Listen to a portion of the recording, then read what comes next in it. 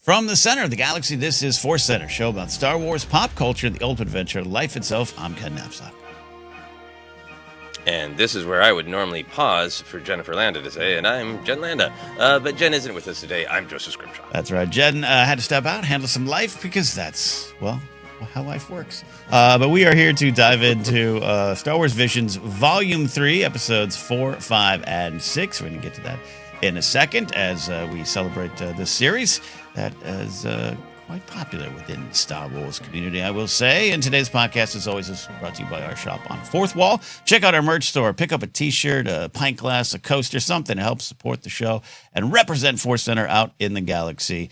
We are always going to add new items. So if you're like, hey, I'm dying for a ForceCenter tote bag, let us know, and we'll make your dreams come true.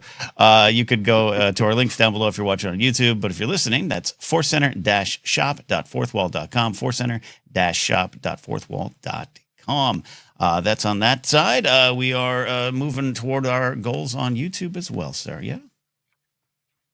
That's right. We are building to a goal of 10,000, a goal of 10,500 subscribers on YouTube. I haven't checked this week. Are we getting closer, Ken? Is this working? We moved up. I'll tell you what. We moved up, and then there's that that thing of I'll take it. Yeah, the thing of we get a follow or two, and then you lose one because they probably go into our archives and go, oh no, I don't agree, or it's just a bot. I don't know, but we're happy to have y'all.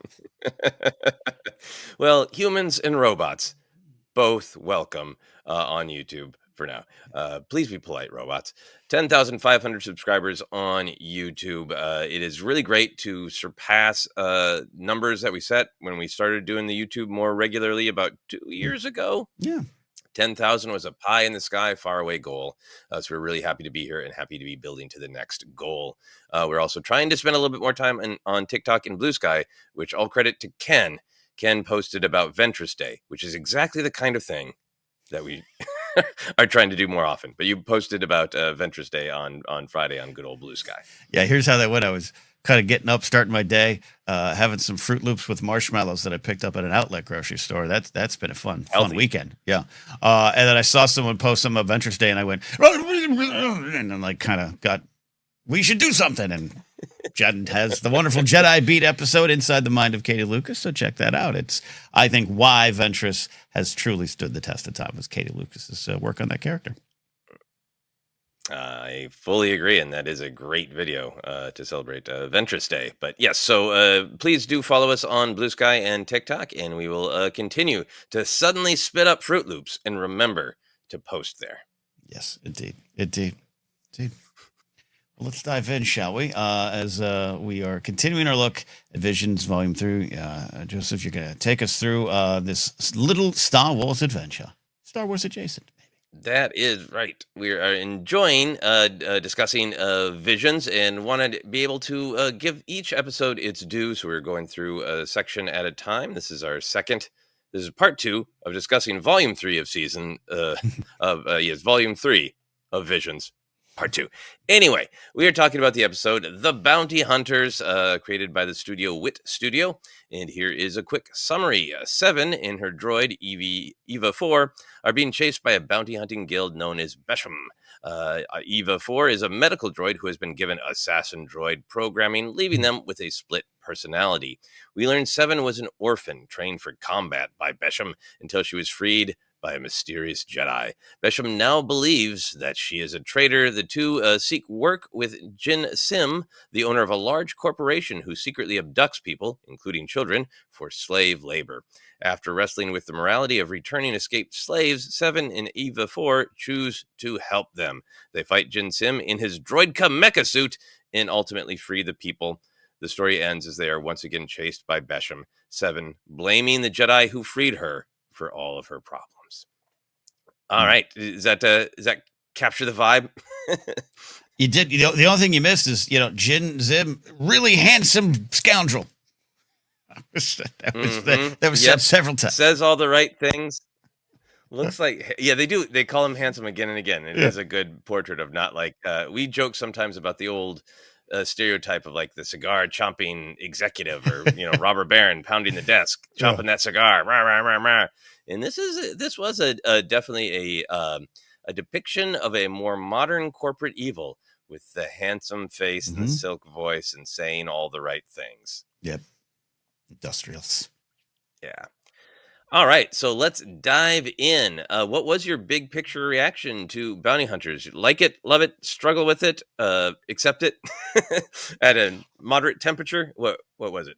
That's actually pretty fair, except at a moderate temperature, but it was really fun. And I think if you were to pitch this whole series to me like years ago, like it's going to be Star Wars inspired, like really heavily influenced by Star Wars, but it's going to be its own thing, and it's kind of a lot of Japanese animation studios. I might have just built this in my mind of what it would be. Young heroine, this droid that's kind of fantastic, but also has really weird modern quips, which I don't have a problem with.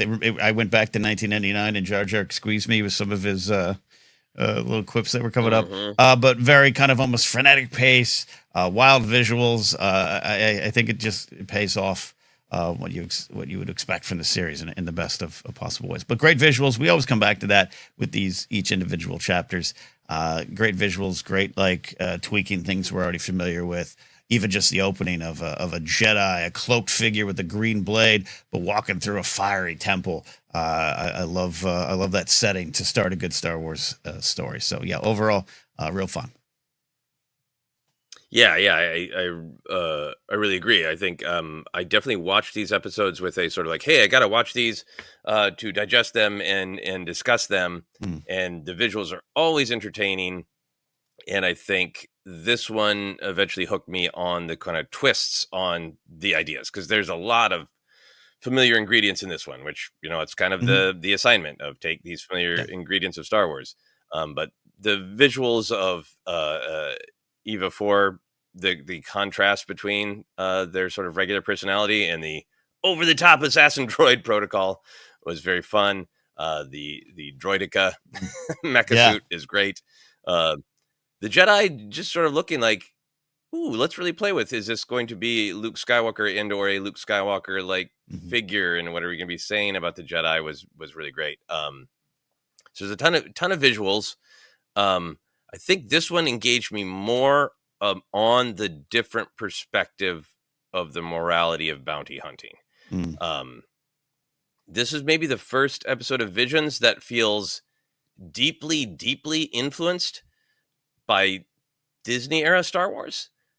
In particular, it felt like a riff not on the original trilogy or the prequels, but it felt like a riff on The Mandalorian and Solo, because it was about this sort of morality of bounty hunting and how do you find your way in a morally conflicted universe that boxes you in, down to actually using Dank Farrik, as the swear word. From the Mandoverse, the Jin Sim's office and all, fighting the kind of pompous, smooth executive. It's not exactly Dryden Voss in Crimson Dawn, but his office actually did have some real Crimson Dawn vibes of that's what we're riffing on. So it put it in this really interesting era of Star Wars talking to itself in more modern times. But I think the kind of the different perspective of morality I liked is this idea that that our main character 7 would really like to be unbound by a sense of justice and morality, and curses that Jedi for freeing her and showing her a better path. So I kind of didn't know that this was all morally horrible.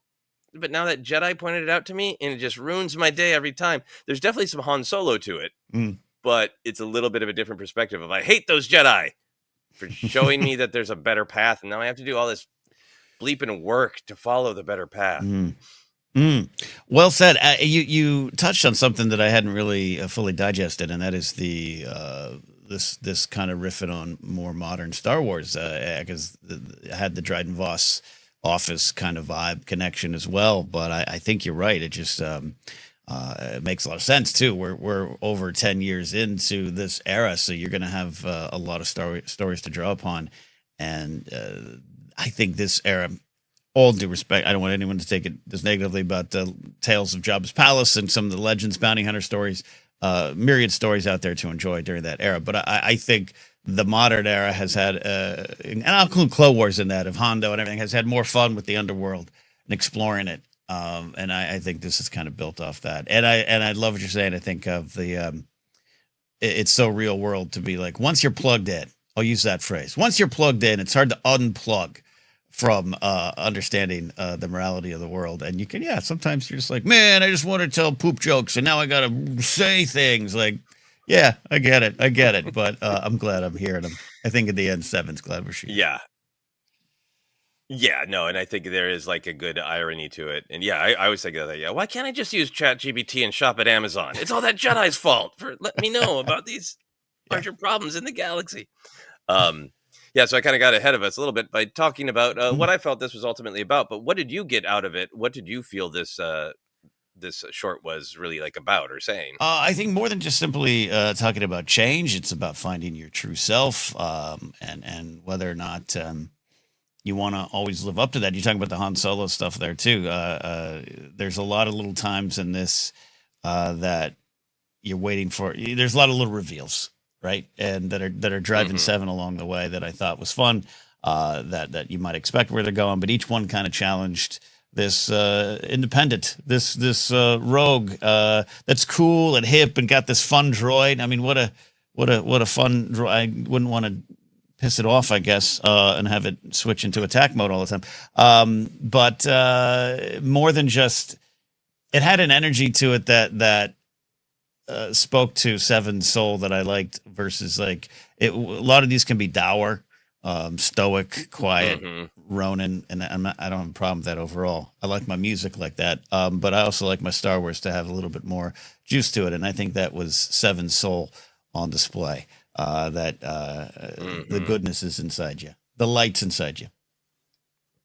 Yeah, yeah, I really like that theme of duality with Eva 4 with the droid. That it wasn't just, oh, you loaded me up with this assassin protocol. It's, I'm supposed to be a medical droid. I'm supposed to be the opposite of causing violence.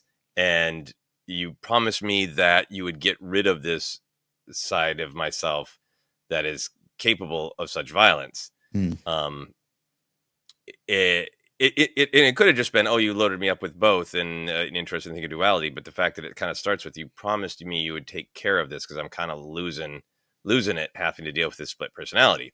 But then some good moral complexity in that split personality, in that ability to use aggression to help people comes into play. And I think that was an interesting way to play with duality. And I think Star Wars really wrestles with that of like, I think Star Wars really believes in peace. And I think Star Wars believes violence is the last thing that you should do, and if you can avoid it at all or find a more clever solution, great. But it is one of the moral things that Star Wars wrestles with too, of like, it's us or the Death Star, so it's got to go. So I thought there was some interesting stuff with how is Eva 4 feeling about their split personality by the end of this particular adventure, when they're using their split personality, and they're using the violent side of their split personality not just to make money, but to truly help other people. Yeah. Those 7,000 credits a week, I was like, that's good steady. That's good steady pay with some medical. I can't turn. Yeah, I think that one is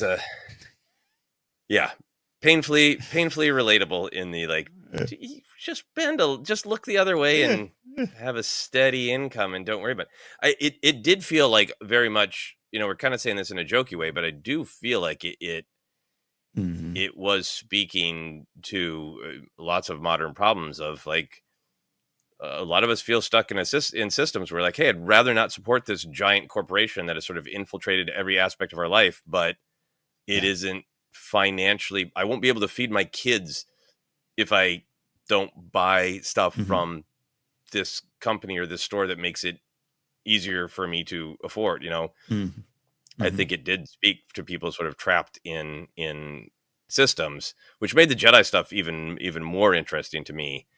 And I thought it was really well constructed in a time where we're having lots of Star Wars storytelling to question the Jedi, some ambiguity with the Ronin storytelling about wrestling with the Jedi. Mhm. I felt like at the beginning of this is going to be another like, oh, we're going to question Luke Skywalker. It's a really Luke Skywalker coded Mhm. figure of a black cloak and a green blade.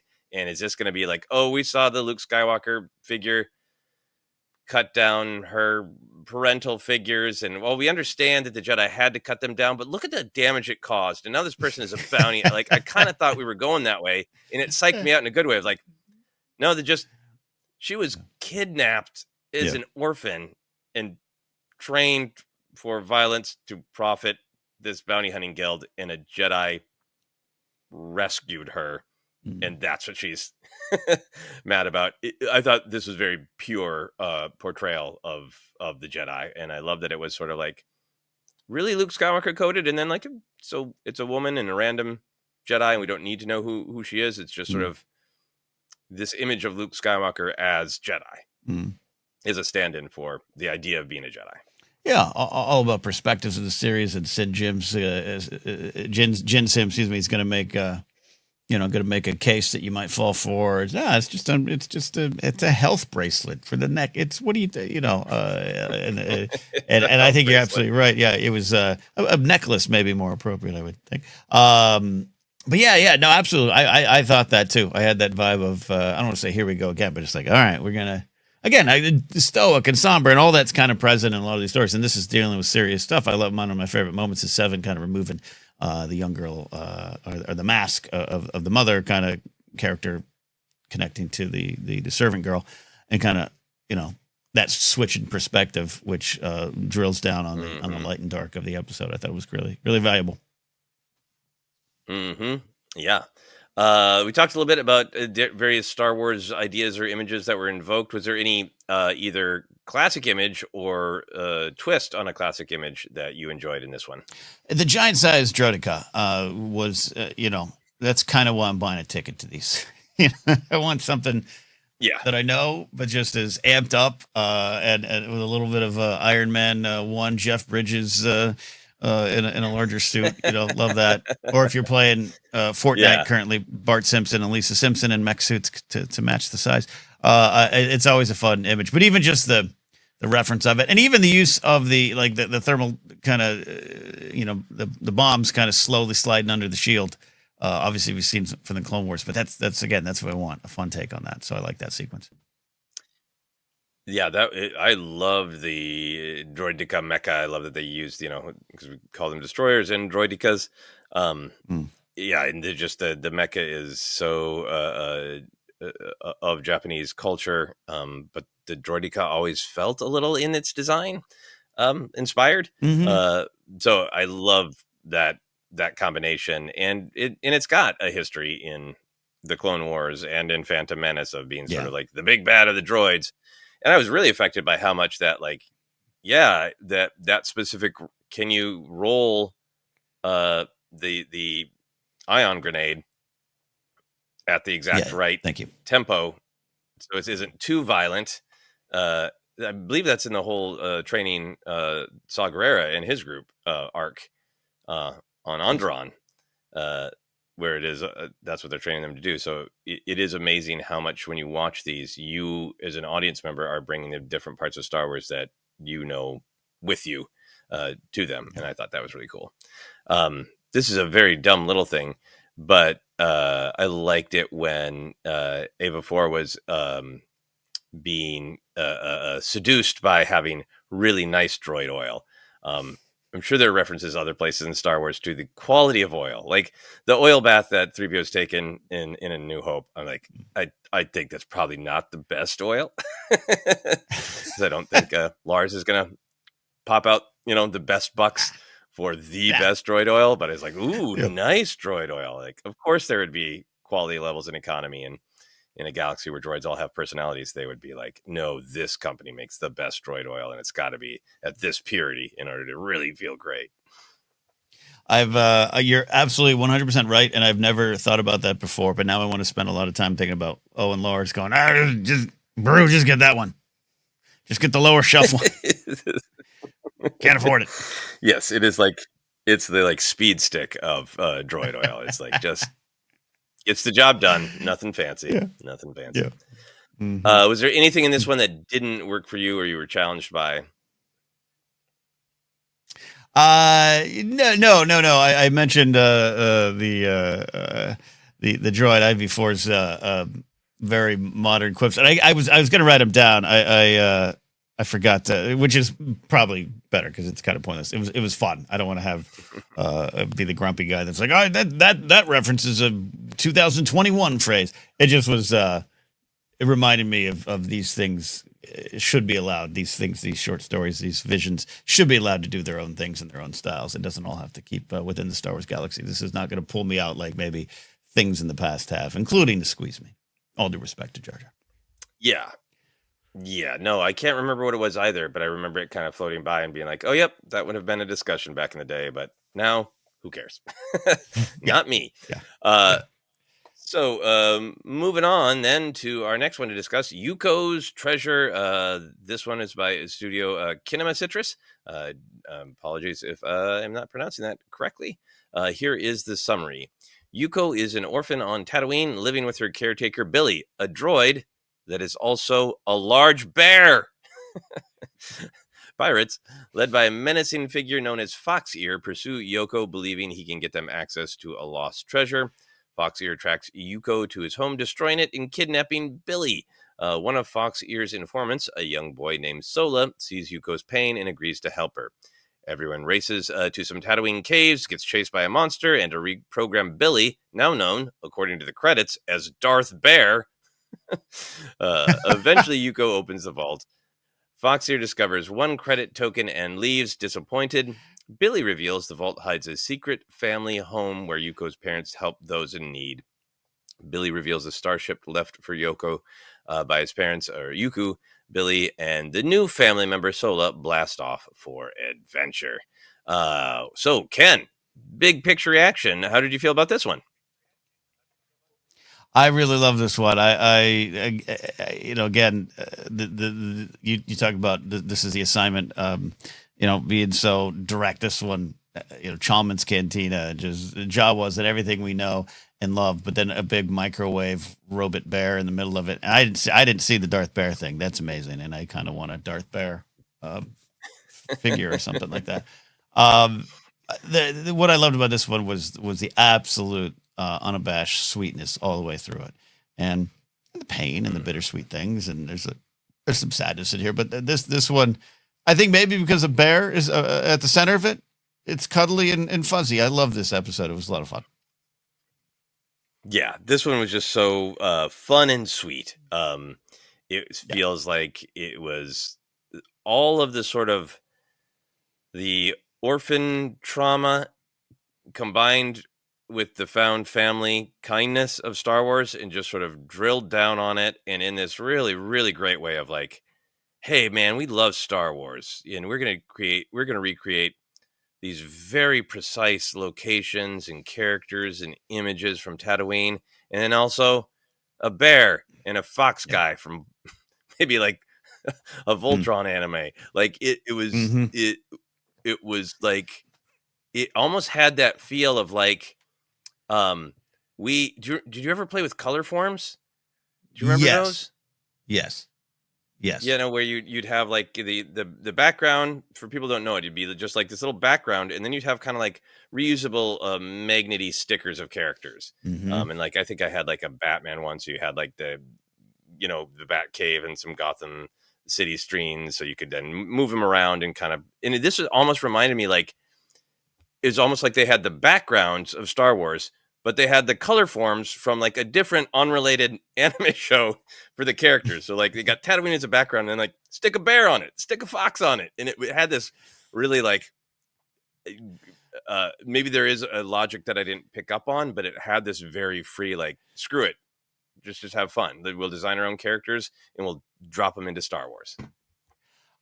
I love that you're making me. It's like when we had, you had your 3 3/4 action figures growing up, and maybe it was just a mixed bag, which is why I grew up thinking that Star Wars was also Buck Rogers and also Battlestar Galactica, because you could have a Cylon next to C-3PO or the little dog from Buck Rogers, but also like me, I played with my GI Joes that were GI Joes, but also had a mechanic from Tonka, and Jamie Farr is Klinger and Mash.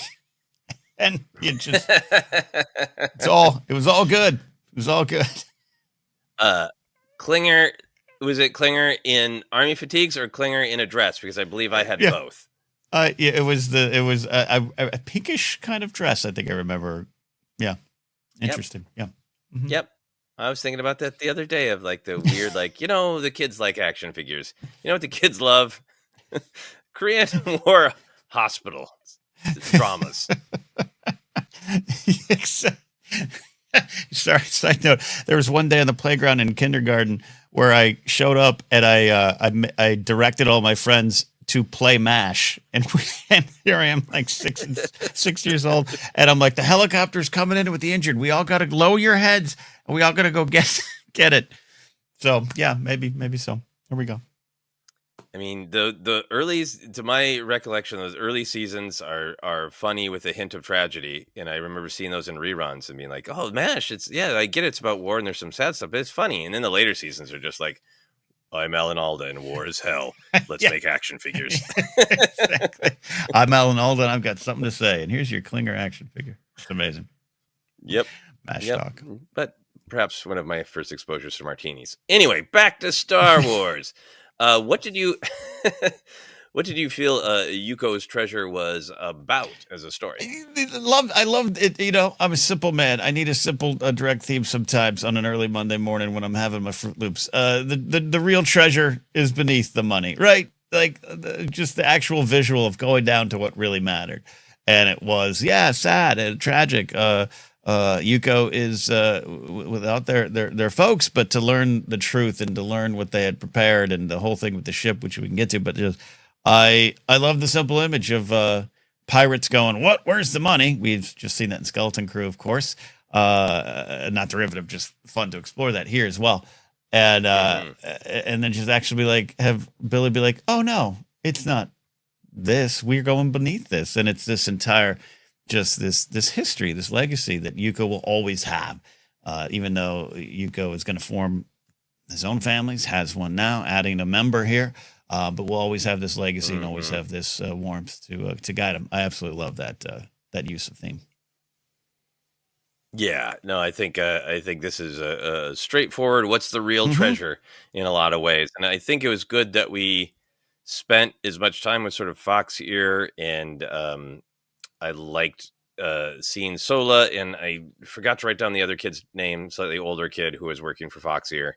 But I liked that.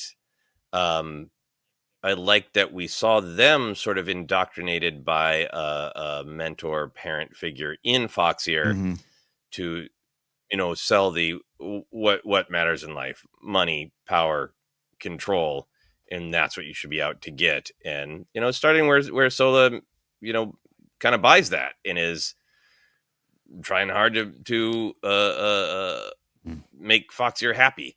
And then the exposure to Yuko in The Real Treasure, and they're real explicit. Oh, we did all this for one lousy credit. Right. And yes, the real treasure being underneath, and the real, story being that Yuko's parents helped other people, and that's what made them rich.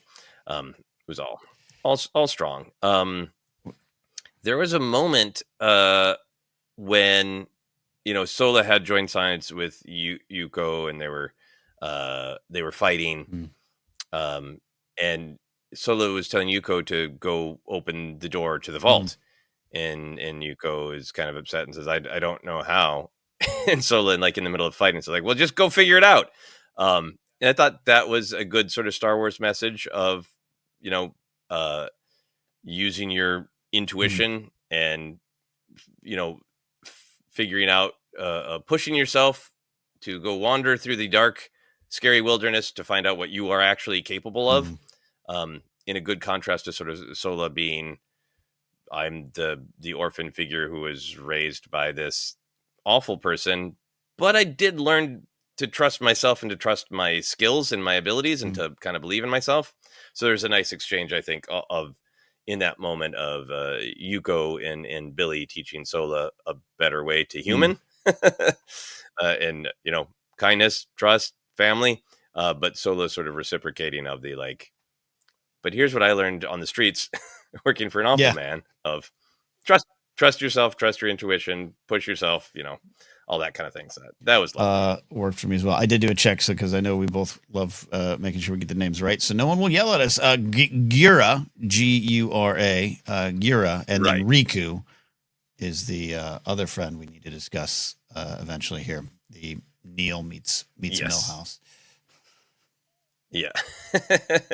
But it was Gira who fell into the deep dark chasm with no answer, Yes. right? Yes. I like that bit of darkness. So like, okay, what exactly happened to Gira? Yeah, it's funny when I'm just in such a animal mood where I got my wildlife in my backyard I'm trying to take care of, including now a kitten that's in the neighborhood that I'm trying to locate again and save. So when the cave monster is just kind of hungry and living its life and it gets thrown down, I was like, well, that's not fair. That's not fair. But it comes back. But it's the other folks that just get thrown down, and maybe that is fair. Yeah, I guess maybe because the creature came back that we believe that's not a bottomless pit. There's some stairs. There's a soft landing. That's what I think, because otherwise it does put a little dent in the the happy ending. Exactly. They call it mattress chasm. It's a chasm of mattresses. Beautiful. So, what classic Star Wars images interested you, and or what felt new and distinct? I mean, Billy was the leader in new and distinct, including the fact that that's a microwave in his belly. Like, we're not messing around here. We're going right towards this. Yeah. So Tatooine, the use of Tatooine, the use of Chalmers, the use of a new grumpy bartender, keep it in line with the tradition of Star Wars. And bartenders, well, not all of them. And then Billy was amazing. Yeah, I think it was also in the credits that Billy is, an acronym for "Baby, I Love You," just very kind, but also sounds like a soul song. Yeah, Billy was just like, that was the thing that just made me go, "Oh, what? Okay." But I also liked the other droid that ended up being a clue of like, nobody has a droid like that. Yes. But it turns out the parents had designed many of these droids to help them. But that droid looked like candy corn. That felt like a great twist on like what's a really simple shape. Like, great stories of J.J. Abrams going like, I want a droid that's just a ball with maybe another ball for a head. And it's like, okay, what if a triangle was a droid? Yeah. And I'm on team. I like candy corn. I know other people hate it, but I enjoyed seeing a candy corn droid. I thought that was a really fresh and interesting design. I'm right there with you. I ate an entire bucket myself Halloween week. So yes, and all the visions, and we're not done with the series yet, but all the visions, every episode, just the droids are some of the highlights. And I know on StarWars.com they just highlighted a bunch of them, but each episode has a wonderful new little droid or 4. Yeah, or a couple. Yeah, this one with Billy, my other favorite moment with Billy was, I love it when a piece of entertainment or art raises a question and then immediately answers it. I think it's at the end when they're getting on the ship and they're all excited and they come to the cockpit and then Billy's approaching. And I'm like, how is Billy going to fit through that door? Is Billy just not allowed in the cockpit? And then there's great images of Billy struggling through, because sadly not designed with a large robot bear in mind. Love that. Just the wonder of a starship, which again makes me think of Skeleton Crew, but just also kind of us as kids growing up with Star Wars. That's what pulls us in a lot of ways. The imagination, the ships, the idea of getting up there into the stars, much like Han Solo. So love that vibe too at the end. Yeah, no, there's some classic Tatooine stuff. There's some Luke stuff, some Rey stuff, of Han stuff, of the joy and the wonder to go off to have an adventure. Was there anything in here that didn't work for you? No, honestly, I really love this one from start to finish. I think once you immediately kind of pick up what's going on, you were either you were won or lost by that microwave being a microwave. That's the moment where you're like, are you on board with this? And you are. Okay, I was. I think also it helped that it was such familiar surroundings for us as fans with Tatooine and just the actual image of it, of in Beggar's Canyon and all these kind of things we love and know about that planet. And I do love that planet, and I'm happy to revisit it. So no, everything was really wonderful in this episode. Yeah, yeah, I enjoyed this one very much. This one did feel like, oh, I could just put this on with lunch to have a vibe, Mm-hmm. Yeah. Yeah. All right, so moving along to our final episode to look at today. It is called The Lost Ones, also by Studio Kinema Citrus. And here is a summary. It is a sequel to season 1 or volume 1 of Vision's episode The Village Bride, starring F, Padawan who lost their master in the war, but has since become a Jedi, as we saw in the episode from volume 1 called The Village Bride. In this episode, her ship crash lands on a ruined planet. She rescues scientists from a collapsing village, and she learns from these scientists, Theo and Ron, that the planet was mined for carbonite by the Empire and destabilized, so the carbonite escapes during earthquakes and has frozen 2/3 of the planet. The scientists are collecting carbonite samples in hope of reversing this process. They take F to what turns out to be a mutual friend, a basilisk healer named Juna on a refugee ship. F teaches some kids about the power of empathy and the danger of ignorance. The ship is then attacked by the Imperial Star Destroyer Oppressor, demanding F turn herself in a hunt for Jedi. Wanting to save others, F does turn herself in, and Ron joins her. Once on board, Ron sabotages the ship's engines with carbonite. F is brought to face a Force user named Zero, who it turns out is actually her old master, Shad Ra, fallen to the dark side. Zero demands F join him in his hunt for the Jedi, who he blames for all the pain of the war. F insists that she will follow the teachings of her true master. They have a fast lightsaber battle. Zero cuts off F's arm and assumes victory, but F has planted a vial of carbonite on his shoulder and freezes him. F and the refugees escape and thank one another for their help. All right. Big picture reaction. How did you feel about this one? And were you a big fan of The Village Bride, like a lot of people were in the first volume of Visions? I'm going to pretend that I remembered that this was a sequel. How about that? Some of the things, now that you say it, I'm like, oh, yeah, that was kind of familiar. Apologies to the material and the artist behind it. No, overall, I really loved a lot of the images in this one, and the world building makes a lot of sense.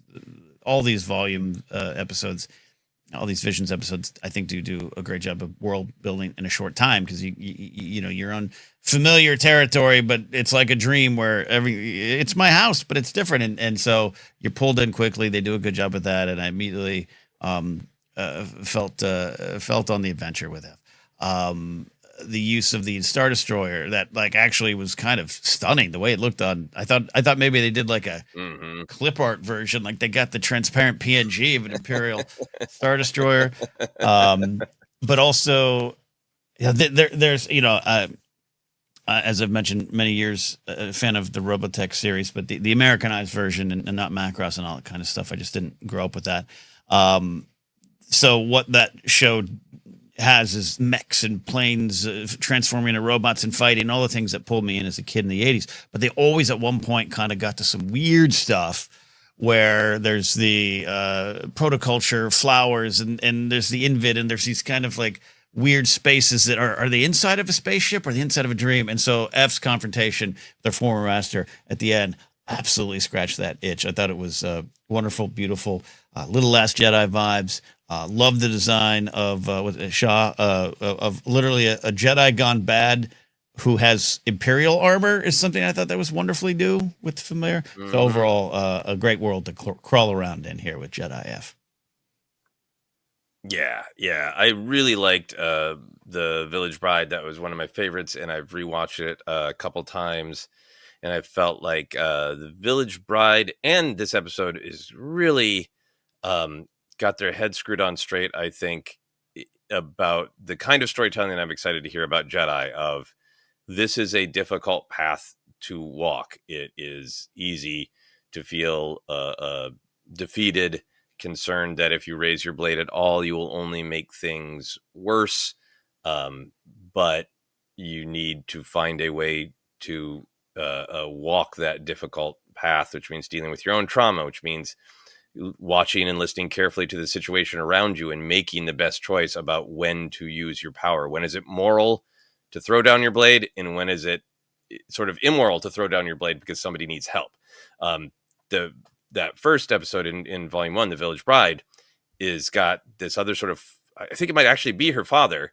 She's wounded physically and emotionally from the war, has the mask on, implications of a lost master, and she's not going to do anything.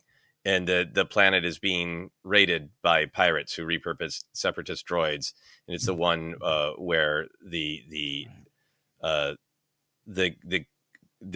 people are in real harmony with the planet, and she comes to realize, like, the planet does not want these oppressors here. I'm not causing violence. I'm being in rhythm with what the planet and nature is demanding, and like steps up and really uses her Jedi abilities for really pure defense. So I was really interested to see kind of how they would follow up on that, because I remember that moment of her truly deciding to use her power as being a moment of Jedi storytelling, which really uplifts me, of the idea that somebody would go, I have a lot of reasons to just walk away and go, this isn't my problem. I have a lot of reasons to give into fear of, like, what if I make it worse by standing up? And navigates all of that to do the right thing is very powerful. So I really liked how this one continued some of those themes and ideas.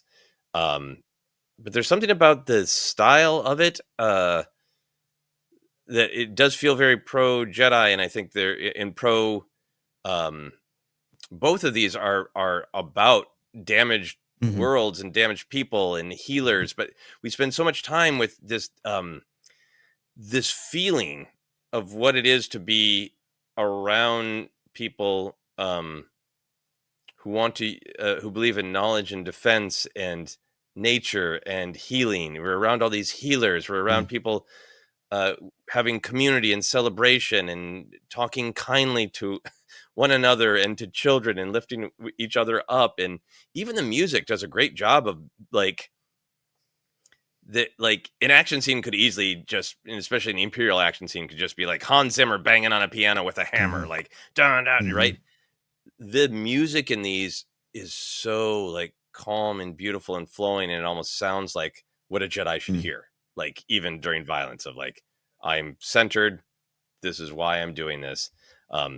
So I really like the tone of these stories of this wounded character F trying to make the best decisions. Yeah, there's stuff with the characters Ron and Theo. Wonderful new additions to the Star Wars named pantheon. Right there with Tim Carlo and his socks. I think we put it there. Ron and Theo, this idea of persevering, surrounded by destruction, just surrounded by old memories, and you don't want to ever lose those. But the idea of moving forward, even with the damage, and finding a way forward, it starts with them, present with them, picks up with F, and to see, I don't know, her master gone bad kind of is the other side of that to me, of much like with a lot of Jedi gone bad or dark side users, of just something you might have some correct thoughts to begin your journey, but then it just, the inability to persevere, the inability to move on or to let go can pull you under. And I thought I love the use of that. And then carbonite all the way through it to just turn everything into stone, kind of, or carbonite. Yeah, no, I thought that was fantastic. Yeah, so do you have other sort of big picture ideas of what this episode was about, what it was saying? That was the big thing for me. And like you, I have to, I'm always wary when the Jedi start getting pinned with stuff.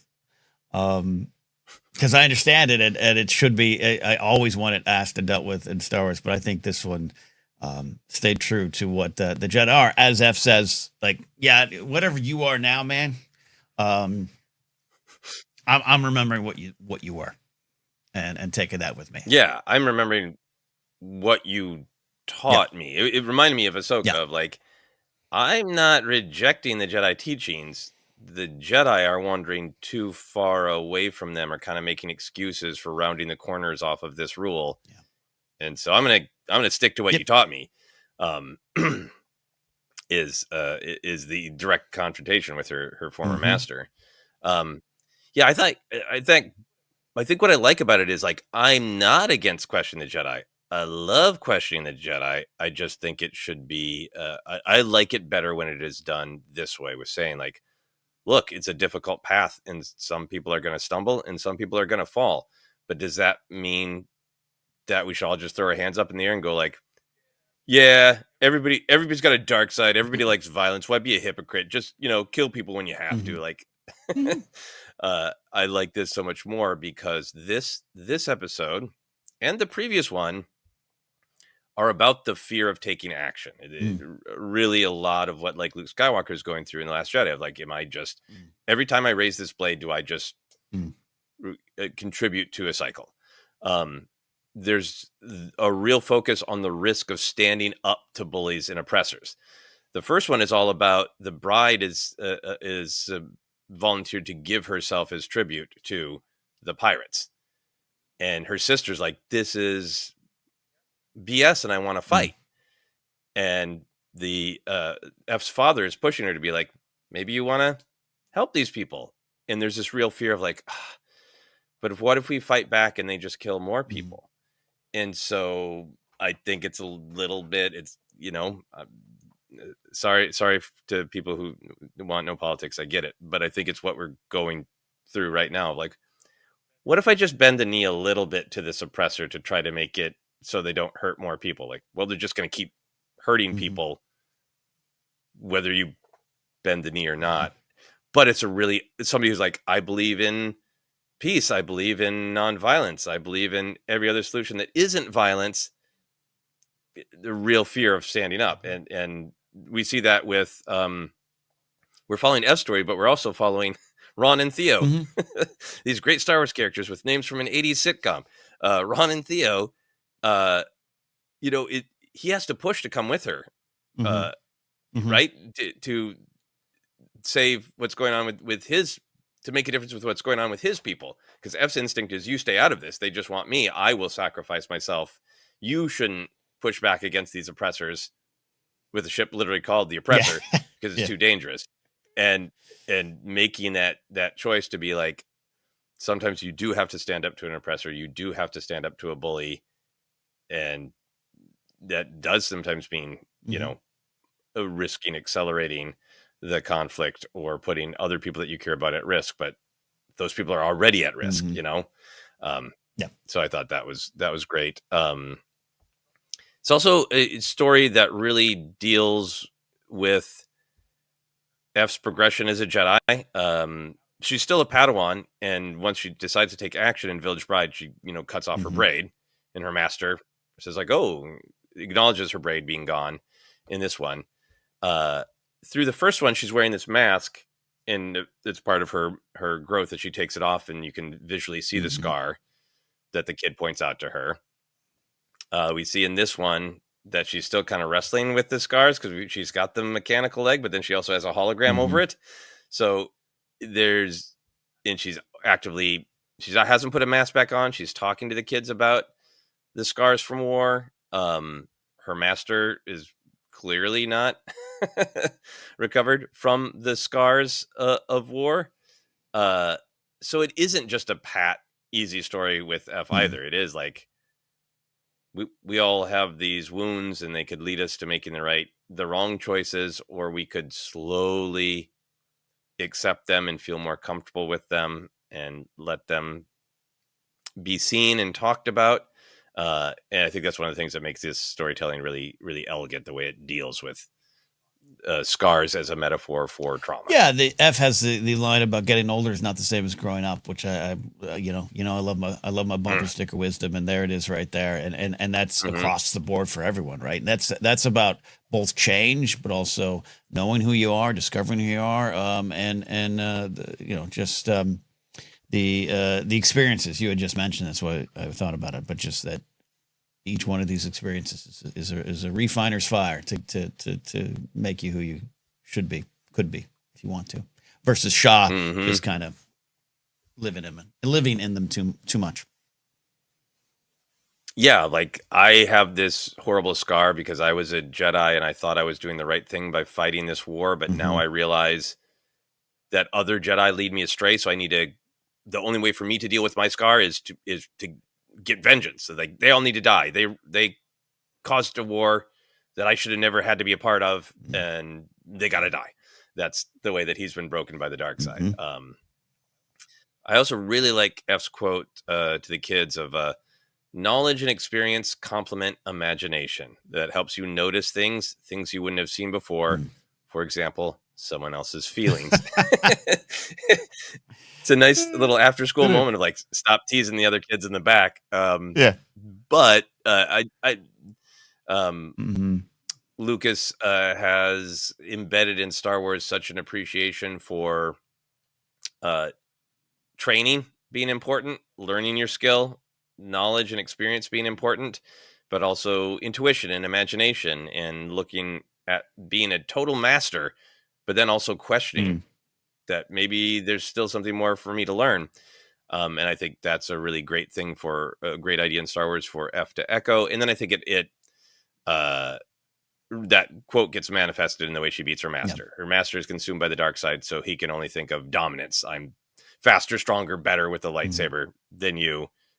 So he's all knowledge and experience, but he doesn't have any imagination. And F beats him by being clever and doing something that he wouldn't think about because he is the dark side makes you narrow focused. Yeah, no, big well said on that. A great thematic breakdown of just an amazingly fun moment too. Again, the Carbonite showed up a couple times in this episode run here. I love the obsession with Carbonite because it's a thing that terrified me as a kid. Like, that could happen, Mom. I could fall into some pit and I'll be a block.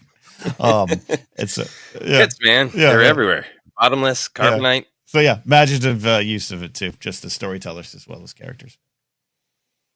Yeah, and the great image of the Empire released it, and now they're being swallowed up by it on their own ship is a great.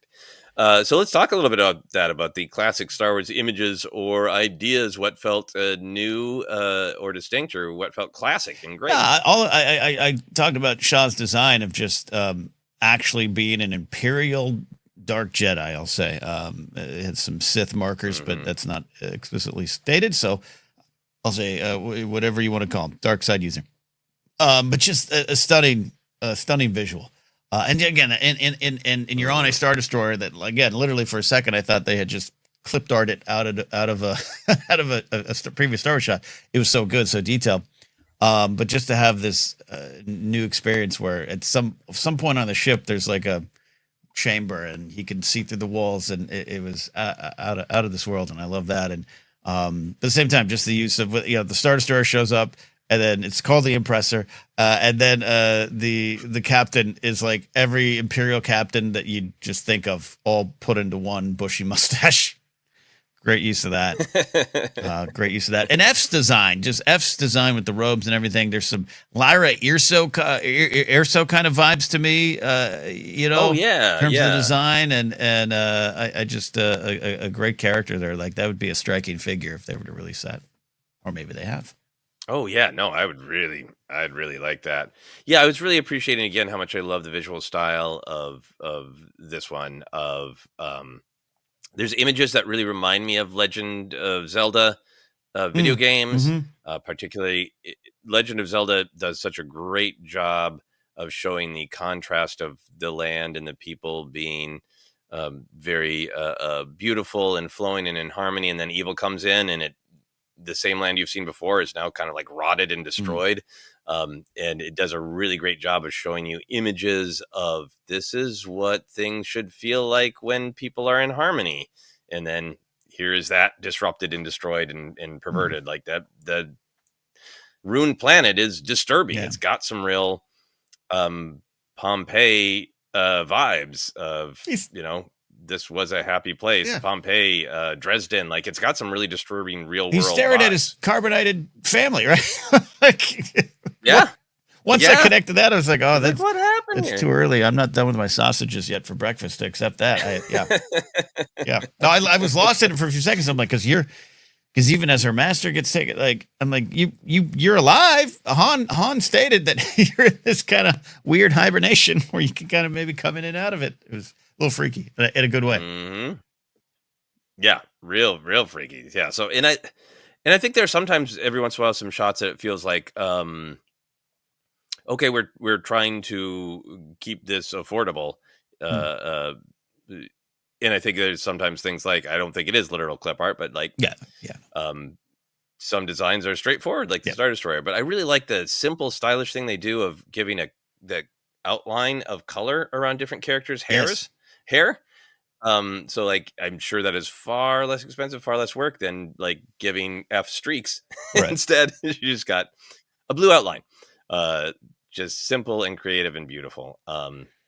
But yeah, the different use of carbonite, we know it so well, but we've only really seen it sort of, yes, factory produced. The idea that it could erupt from Right. the ground from an earthquake and do this sort of devastating Pompeii-like thing is, it's a great evolution of let's take a classic Star Wars thing and do something different with it. I have that explored in canon in a heartbeat. It was really interesting use of something that we grew up with, basically. Yeah. One of the other things that I thought was really a fun, different idea is that Juna is helping F with her prosthetic leg that she's got then has the kind of hologram over, which I thought was interesting, just because that is an evolution of we've seen Luke with his synth skin, we've seen it with the glove, we've seen it with just it's just a mechanical hand out in the open.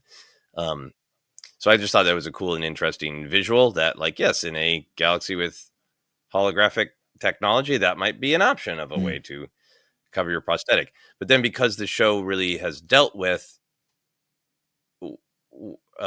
being willing to show scars or wounds or changes from trauma, that F is willing to show that scar in her face, willing to take questions from children about that scar, but wants to cover up her leg. I thought was like, it was not only interesting technologically, it was interesting in the very complex and sensitive conversation that Star Wars continues to have about prosthetics and about how do we, sometimes scars can be a metaphor, external scars can be a metaphor for emotional scars, but they also need to handle them responsibility of saying, are we saying that a scar makes you less? Like, because I don't think that's ever Star Wars intent, but you got to be responsible and I think smart with the way you talk about those things. Yeah, no, I absolutely do. And you can sometimes stumble as a franchise, but I think that this did a great job. Yeah, I love that, and I love Juna, and I love the Mon Calamari.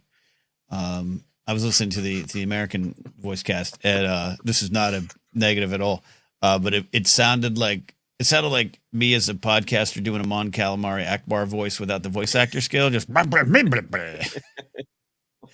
which is great. It was it was delightfully. You know how those guys talk. Yeah, I loved it. It was great. It was almost like a stand-up doing like that. Is it? I don't know if you should really be doing that parody of an Italian accent. It was like, yep. Is this how all Mon Calamari talk? Yeah. There was also a vibe when she confronted her master of like a little bit of holodeck in Star Wars with I've got this sort of peaceful image projected over the window. And yeah, it is similar to Last Jedi where there's the red and then it burns and, the darkness of space is exposed and all that. But I thought that was really cool. But great location for that confrontation. Loved it. Yeah, no, absolutely. Was there anything in this episode that didn't work for you or that you were challenged by? No. I think all the pieces are there and put together well. I still, these are things that I won't revisit as much as others, and that's just because I think if it just doesn't pull me in as much overall. But episodes like this kind of remind me of the need and the fun and why they have great value. It's truly Star Wars being reflected back on itself, and all the pieces we're talking about, the things that are familiar, the things that are new, I really spent more time than I thought I would thinking about carbonite this morning, and how it got here and how it could be used and what could go wrong. So kudos to this. Yeah. So yeah, I'm happy with my viewing experience. Yeah, I'm really glad that the Ninth Jedi is the one that got its own spin-off, because the Ninth Jedi has such great world building, and then also just kind of the first episode is a pilot episode of like, is she gonna find her dad? But I also think the world of F, for lack of a better term, has got its own kind of great world building, and I would love it if there's still room for new things, but man, I would love it if every volume of Visions has another adventure of F, and eventually you could buy a Blu-ray of, here are the 10 adventures of F, because I just think the way that they talk about being a Jedi, particularly a Jedi who now kind of has to find her own path and recovering from trauma, I find these episodes so healing. There's such a celebration of, yep, it's difficult, but it's so beautiful to be a Jedi as well. Oh yeah, no, the core of the Jedi, I think as Luke has even presented in the prequels, but that's more about the order and the structure. But you mentioned it before, of just we all kind of grew up with Jedi or Ronin, and I think that's not necessarily doesn't have to be literal. There's a spirit behind it. I think that these always capture very well. Yeah. Big fan of F. Fun thing to say. But that's it. Those are the three we were looking at this week, and we'll look at the last three That's next right, week. Including the one that's about a hallucination journey from a stormtrooper. I've seen enough of it out there that I'm kind of already familiar with it. Can't wait to take the trip, literally, with the stormtrooper. Apparently. So anyways, follow us next week for that. As we look at volumes, Visions. Why is it hard for me to say today? Visions Volume 3. Visions Volume 7, 8, 9. Yeah. We'll do that. Jennifer will hopefully be back for those episodes as well. Thank you, Joseph, for getting us through this here today. You can find us on social media at ForceCenter Pod, TikTok, ForceCenter Show. We are, as a podcast, we're out there too. Don't forget, Databank Brawl episodes are rebroadcast every Sunday on the podcast feed only. You can support us directly at patreon.com/ForceCenter. From there, you can get the ability to call into our shows that we do on Fridays from time to time and actually share not only your thoughts, but your face and your voice and everything about you. It's Star Wars fandom here in the Force Center community. Follow me at Ken Napzok, or go to my website, kennapzok.com, for more. Joseph, where can they find and follow you, including your newsletter, which still goes on as you also make a feature film? Yes. It hasn't been going for a while. I need to get back to it. Oh, did I just accidentally put pressure on you? Nothing that I'm not putting on myself. Yes, you can follow me on all the social media. Blue Sky I spend a lot of time on in particular, but I'm on all the other ones as well. If you are interested in staying caught up with the horror feature film that I've been working on, Dead Media, you can sign up for the mailing list that is pinned to the top of all of my social media, and it's also on my website, josephscrimshaw.com. And I have a weekly blog letter that Ken mentioned called Finish Your Monsters that I had to take a break from as I was working on all the final post-production stuff for the film, but I'll be trying to get back to that. Also, I have a pileup of short films that I've made that I haven't released, so I'm going to be trying to release those in the next couple weeks on YouTube. Love that indeed. There you go. All right, that is it. We'll see you. So for all the microwave robot bears out there, we appreciate you. See you next time here on Force Center.